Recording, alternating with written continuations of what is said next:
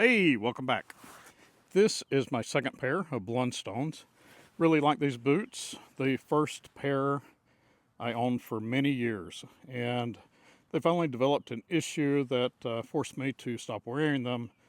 But the issue wasn't bad enough that I wouldn't go right back out and buy the same boot again. So let's take these inside. I will show you the first pair and this pair, and I'll explain what the issue was. All right, let's get into it. All right, I'll just jump into it.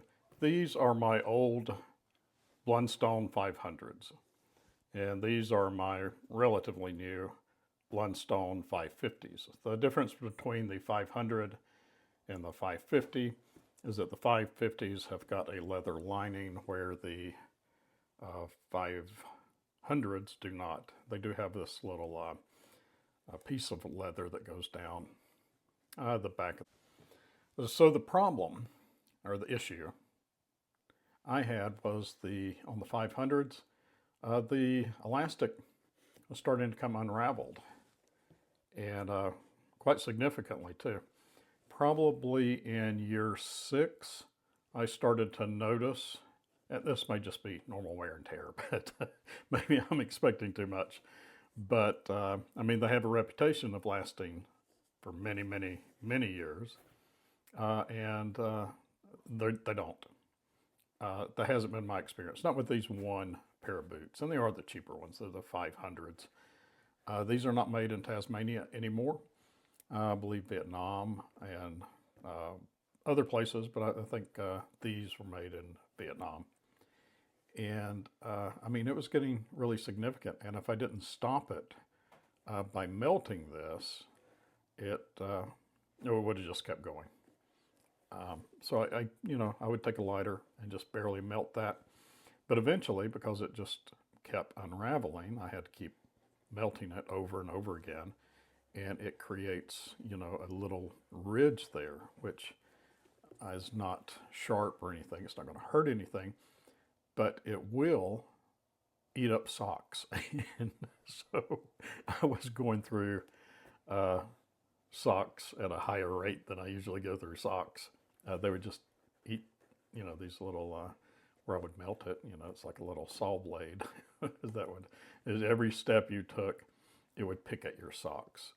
And I went through, I don't know, 2 or 3 pair of socks. It was really getting chewed up. And I thought, no, time to get a new pair. So I got about 8 years out of these, and they are incredibly comfortable. I mean, they're like wearing slippers. So, and it's a shame that it turned out like this. And I'm mostly just making this video to see if anybody else has had this issue. And if you had, was there a fix for it other than just melting it? So it, if I left it alone, it would just continue to get worse and worse. And maybe that would have been okay. It's under my, the bottom of my pants. So, maybe I should just keep it trimmed and give it a haircut every month, then it would have been okay. So it's a shame. I know they are the 500s, but they're still, a pricey boot. Extremely comfortable. Everywhere else is solid. I mean, solid. Nothing is wrong with any of the rest of the boots. Matter of fact, it was just getting to where I really thought these are the best boots I've ever had. And then they started coming apart right here in the elastic. I'm not sure if that's going to happen with these 550s. I hope not. And I'm hoping that experience is just mine. It may be just, I don't know, the way I hold my feet when I'm driving my car, or who knows, something like that, that caused these to start to break apart on the outboard side. I have no idea. But I am hoping that these hold up better. You can tell this is a year in, and they're starting to get really nice. They're comfortable right out of the box. And I'll give you a little tip about Blundstones. Try them on. If you buy them off the internet, they may not fit to your liking. These come with an extra insert that you can put in there that will help to fine tune the fit. If you're not used to wearing them, they feel different than, say, a cowboy boot, and definitely different than a lace-up boot. There is more room in the heel cup. So, you know, there's a little bit of slip, but they fit really securely right here. And it feels like a, you know, like a firm handshake. That's the way they should feel.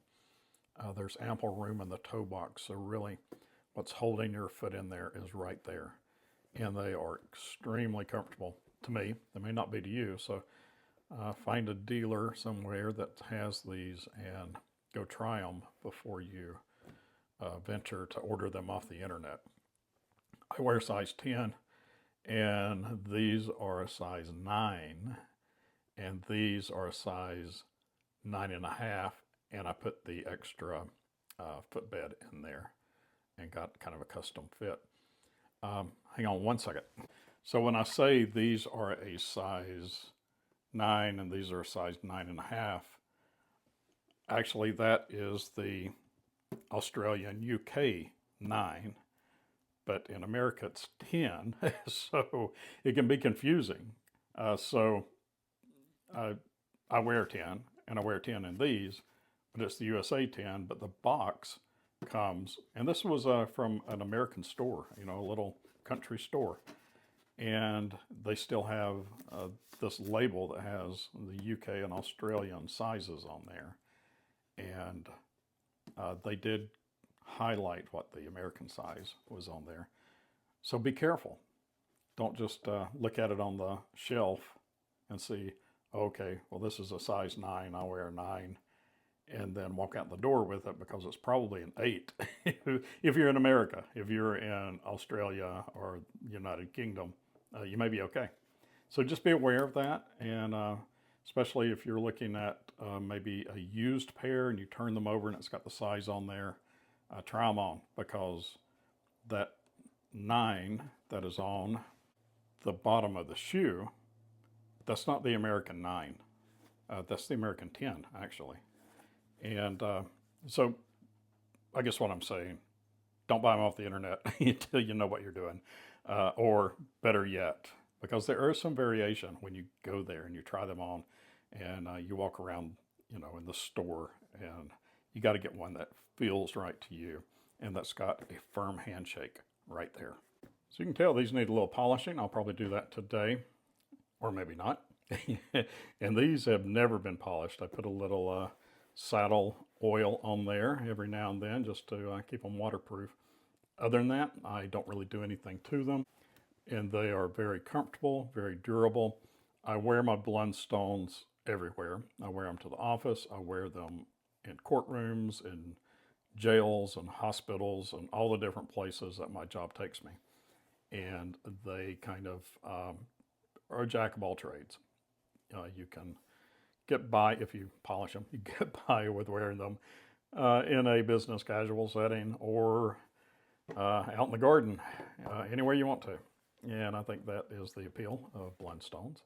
That, and just how well made the leather is. And apart from these falling apart, they were fitting and wearing really good. And there's no wear anywhere else on them.